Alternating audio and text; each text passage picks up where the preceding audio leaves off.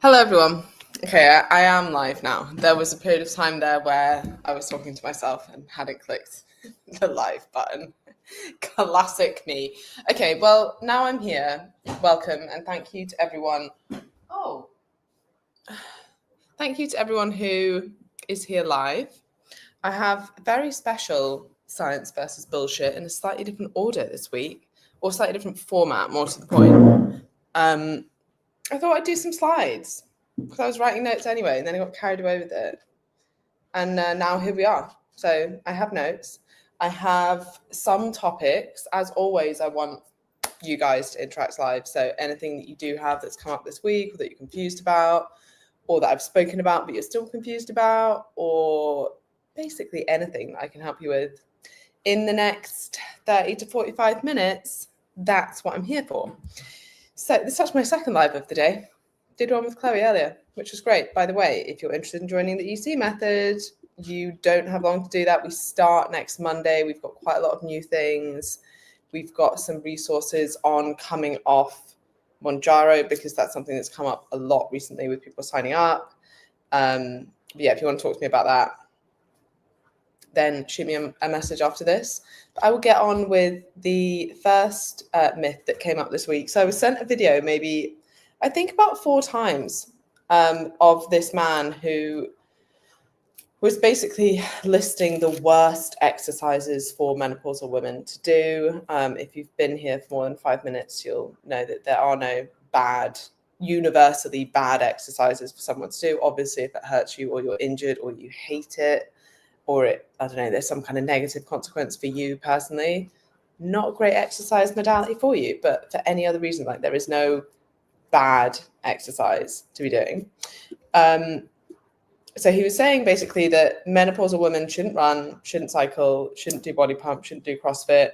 And the main reason was that they are too stressful on the postmenopausal body. I don't even actually know if he was talking about menopause as in perimenopause as well, or just postmenopause.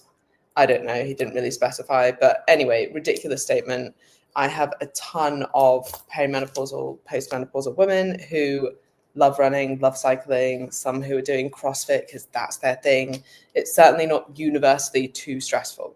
Now, there may be some women that are struggling with symptoms or for various other reasons where they might just be like, yeah, that's not actually the right form of exercise for me at the moment.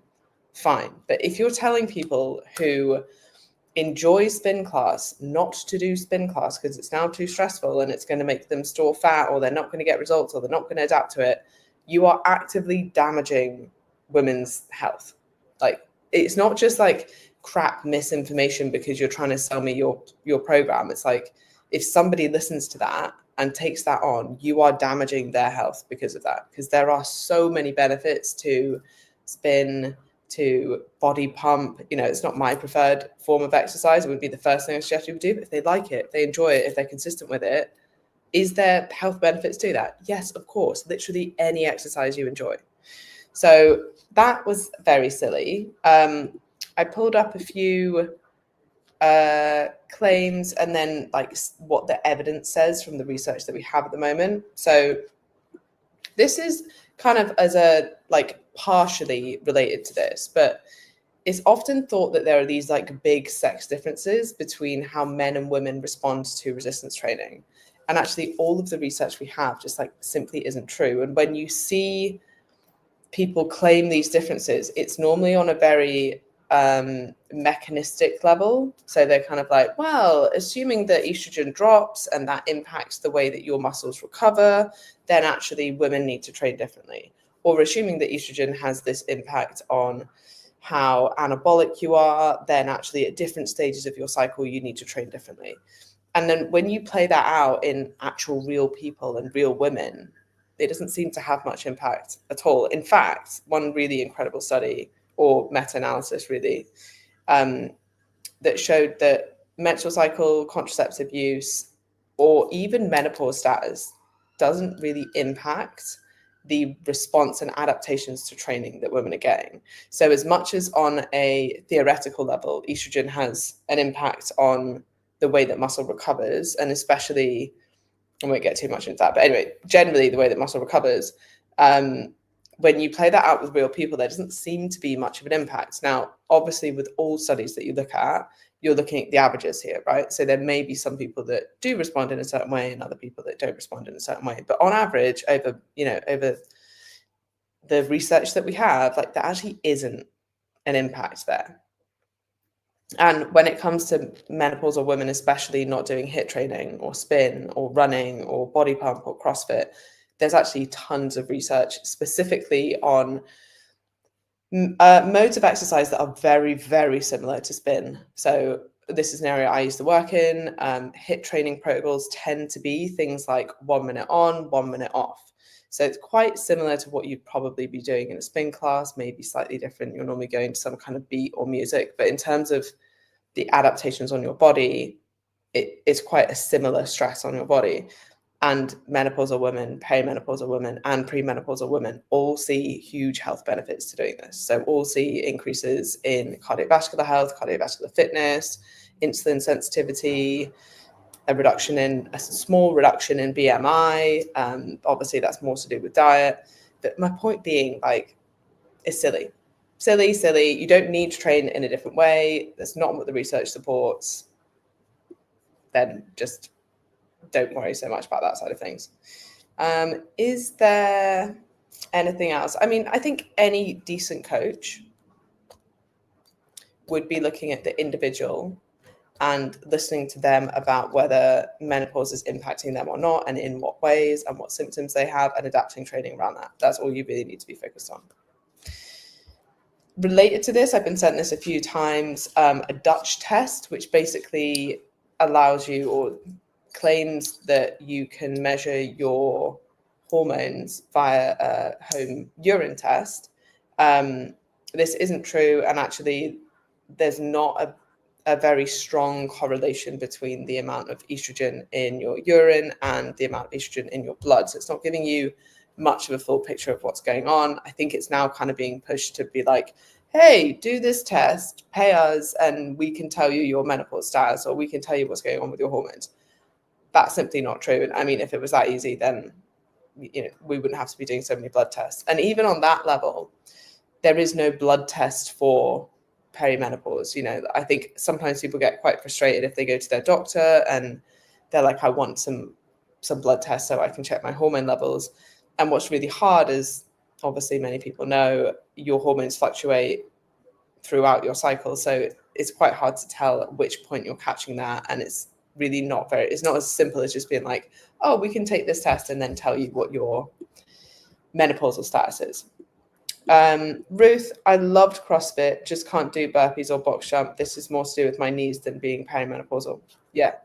Like, I would love CrossFit if my back allowed it. It's nothing to do with being perimenopausal, obviously, because I'm not yet. But people have injuries and people have things that don't really suit them. So, yeah.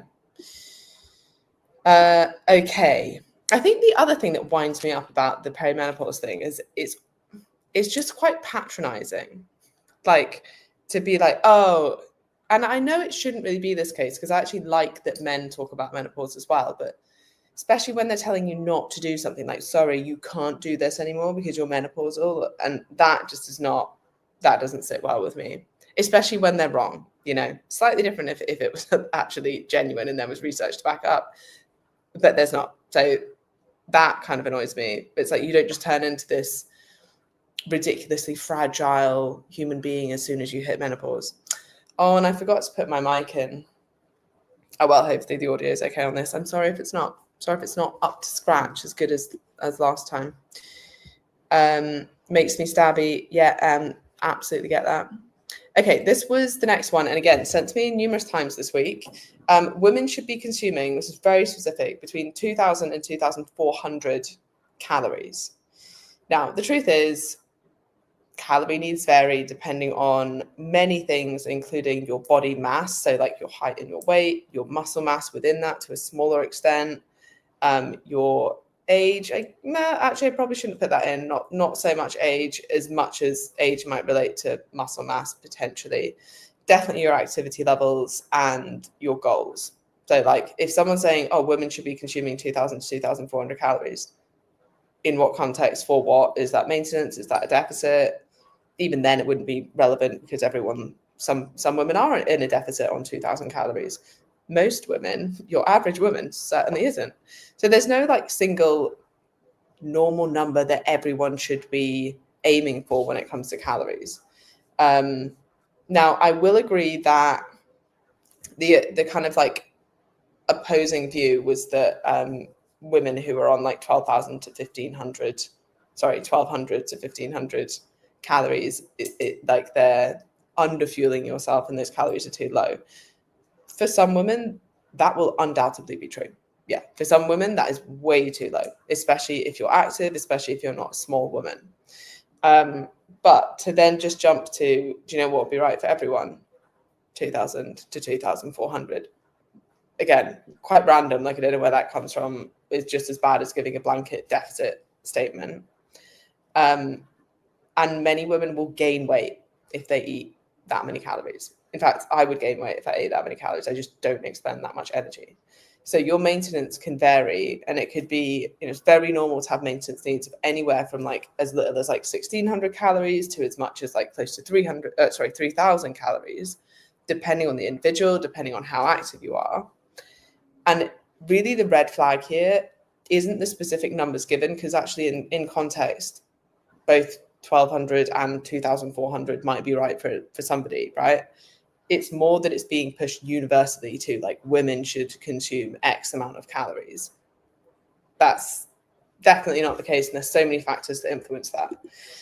So these are some of the myths that I see come up quite a lot around this kind of blanket statement for people eating a certain amount of calories.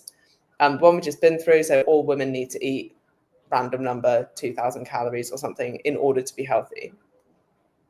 Again, as I've already said, this ranges depending on numerous factors, but essentially factors that influence your energy needs. And then the other thing that was said in this post is that anything below 2,000 puts you in this kind of survival mode. That's not true at all. And if you want to lose fat, then obviously you're going to need to be in a deficit. If you have fat to lose, your body's not going to suddenly go into survival mode. It will be like, oh, okay, I need to get this energy from somewhere. Let's use this stored energy, body fat, for fuel. And that's how you lose body fat. Not dangerous to be in a deficit as long as you have fat to lose. And then this one's come up a lot, which is NMN supplementation. So this stands for, and I will only say this once. Can I even remember how to say it? Nicotinamide mononucleotide. Nicotinamide mononucleotide. Anyway, we'll call it NMN, right? It's a form of vitamin, which is a formulation of vitamin and vitamin B. So it's a form of vitamin B. And really, at the moment, people are like really excited about its anti-aging properties or potential anti-aging properties. And the way that it works in theory is that you take NMN as the supplement, and then that is transported or transferred, or what's the right word here? Basically becomes NAD plus or NADH. And this is an enzyme that's involved in a lot of biological processes that are involved in aging, or in this instance, hopefully, the decline of aging. So what happens when you have decreased NAD plus levels, and this tends to happen as you age, is you get increased inflammation, increased oxidative stress, hypertension, cognitive decline, poorer glucose control. So the aim and the theory is that if you supplement and you restore these NAD plus levels to their healthy, youthful levels, then you would slow down or like reverse some of the aging process, which, in theory sounds great. And, if that was going to work, I'd be all for it. But the current evidence in animals, or most of the current evidence is in animals. And I will say that the evidence in animals is quite interesting. And I'm like, oh, okay, like if that did translate into humans, that would be very interesting. But at the moment, we haven't seen it being translated into humans, despite the fact that we've tried, right? So the only really, I would say, like positive findings so far is that NMN supplementation does seem to increase NAD plus levels, but there is nothing linking that increase in NAD plus levels to an actual increase in outcomes that you would want. So an actual decrease in any of the markers of aging, any like increases in insulin sensitivity, any decreases in hypertension, oxidative stress, all this kind of stuff. So that would be my main concern at the moment. I think it's been massively overhyped, as most supplements are on social media. And why I made this graph here is it's comparing it to exercise.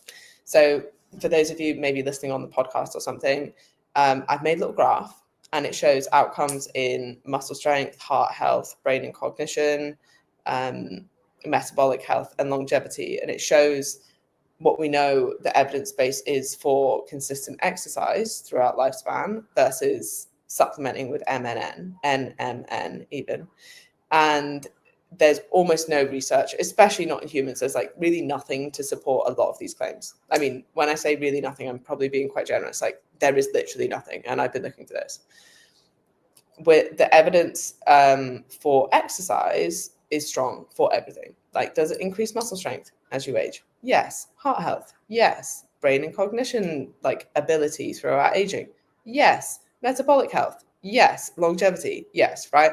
So if you're kind of thinking, where should I put my efforts? I would say 100% you should be putting it in focusing on consistent exercise as opposed to looking for quick fixes with supplements. So that's not really anything new.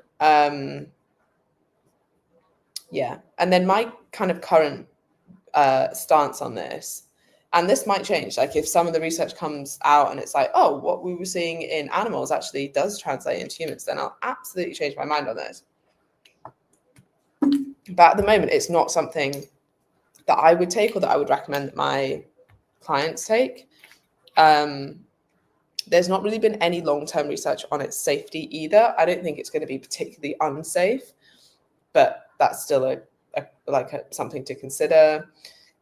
There is some research on at least short-term safety. So most of the studies are between like 6 and 12 weeks. So you don't really know what's happening long-term, but from the perspective of over 6 to 12 weeks, doesn't seem to have any negative impacts. I think the research is really interesting. I like geeking out on that stuff.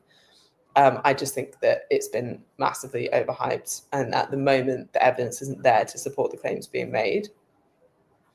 Now, the only slight negative in my head, and I will say that this is just a hypothesis of mine, but when you start manipulating cell pathways that are actually very tightly regulated by your body, and especially when it comes to aging and cell death and cell processing, sometimes it can be a good thing, sometimes it can be a bad thing. And I would say it might be that this ends up reducing, risk of cancer due to reduction in, inflammation, for example.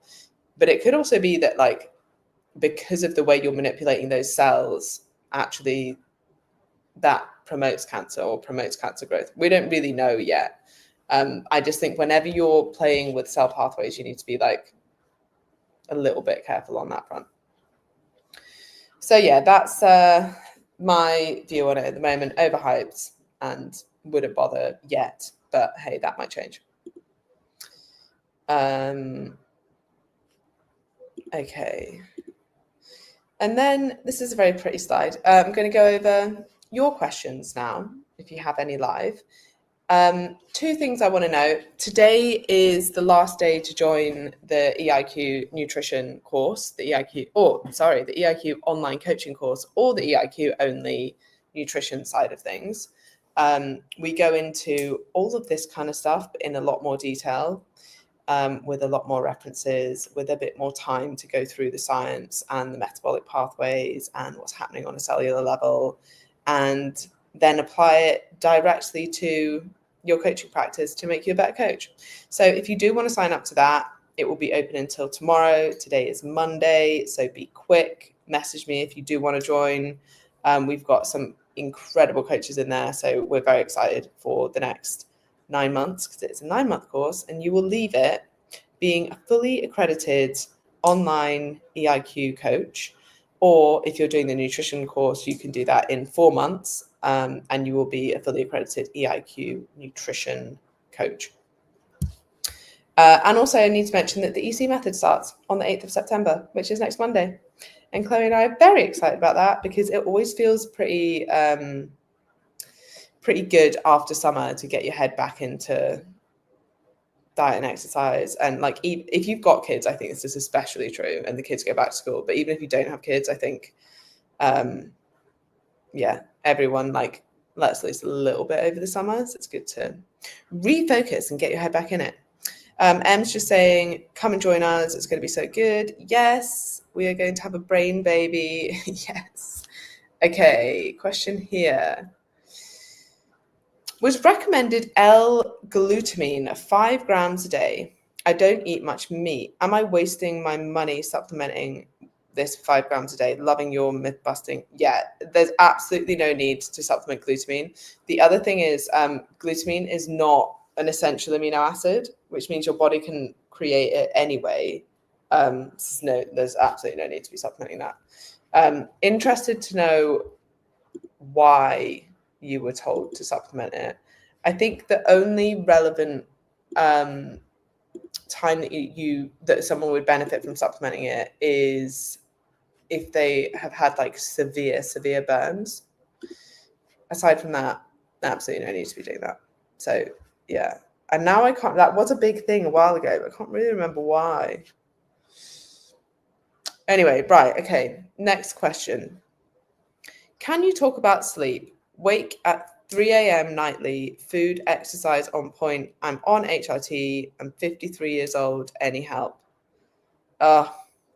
Sometimes that can be like stress, because there are certain peaks in cortisol, and sometimes if you're feeling quite stressed, I'd be considering whether there's an impact of stress on that.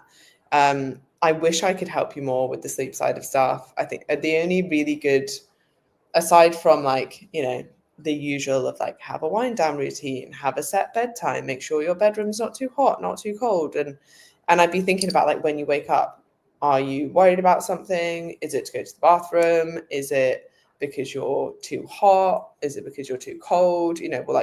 Tell me a little bit more about what's going on. Maybe there's like a few extra things that we could try there. But there are only really good supplements for getting you to sleep. Staying asleep, not really so much.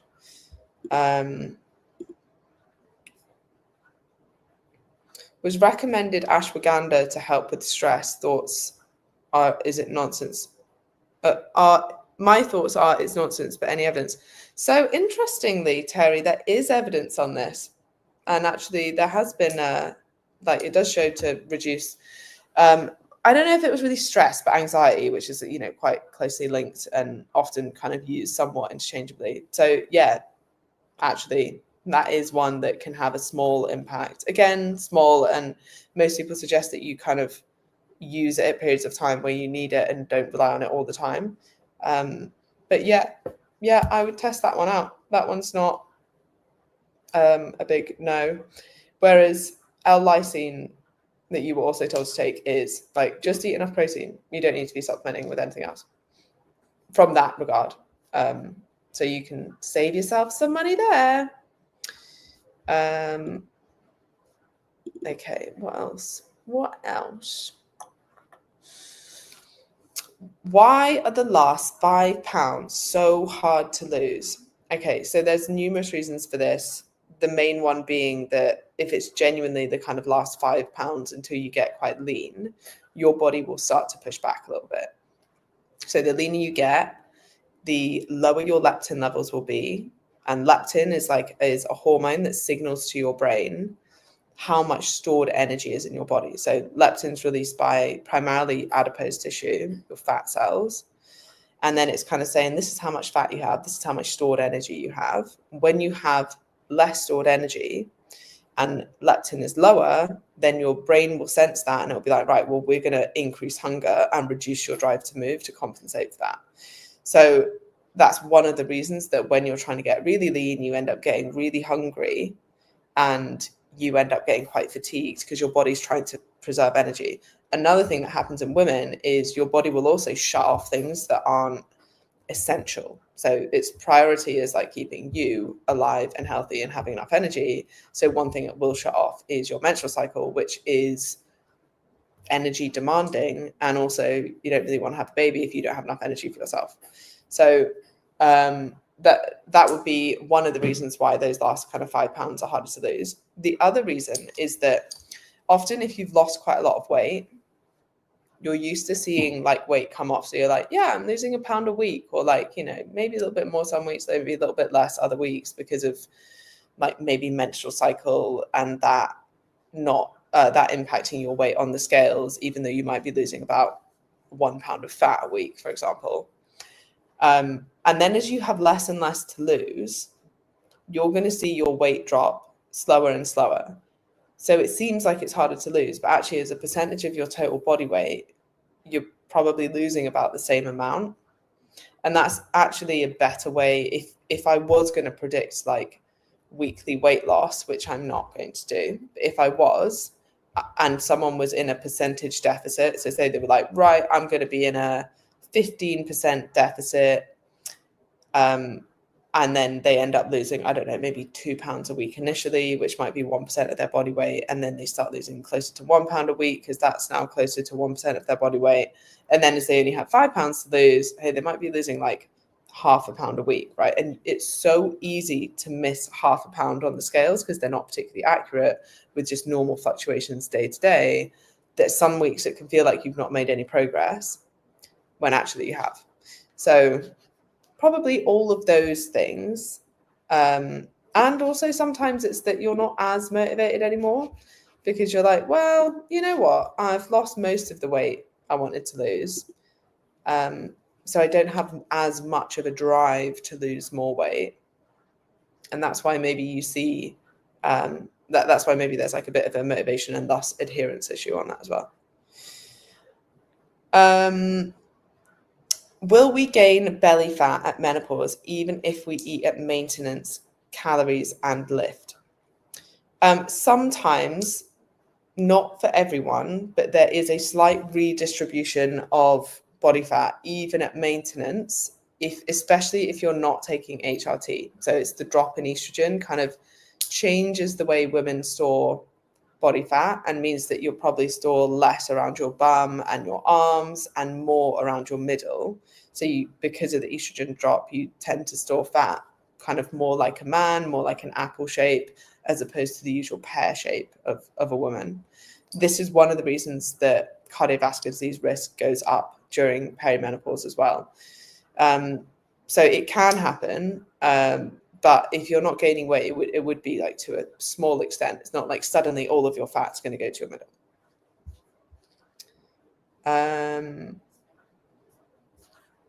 Okay, maybe I'll do one more.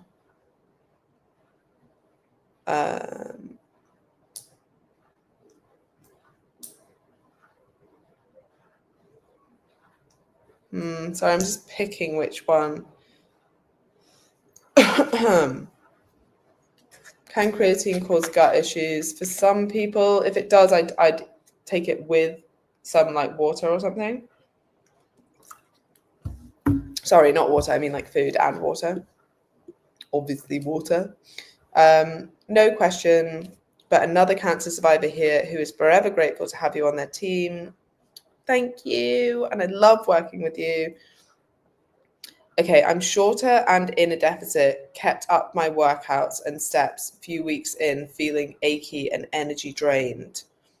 Okay, it could be that your deficit is too big. And this happens a lot with smaller people because they look at other people's deficits and they're like, I'll just go for something similar. And that leaves them with very little calories to play with. So often smaller people I will have in a slightly smaller deficit.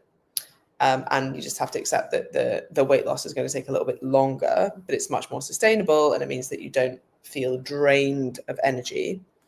And as everyone will probably know, because I'm obsessed with talking about energy, I just think energy is the most important thing, and everything becomes easier when you've got energy. Like everything is almost effortless when you have high energy. And honestly, if you focus on energy first and then try and lose the fat once you have energy, once you have good energy, and maintain that good energy with fat loss, complete game changer. If you're in a deficit and you're absolutely drained, everything becomes harder.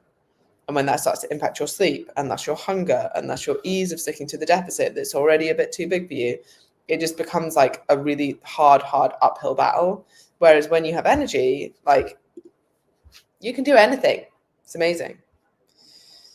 Okay, I will wrap up this for today. Thank you very much for those who came and watched live. If you do want to talk to me about EIQ, make sure you message me today, and I will be back next week with more science versus bullshit. Send in anything that you've seen or anything you want me to cover or anything you want me to break down.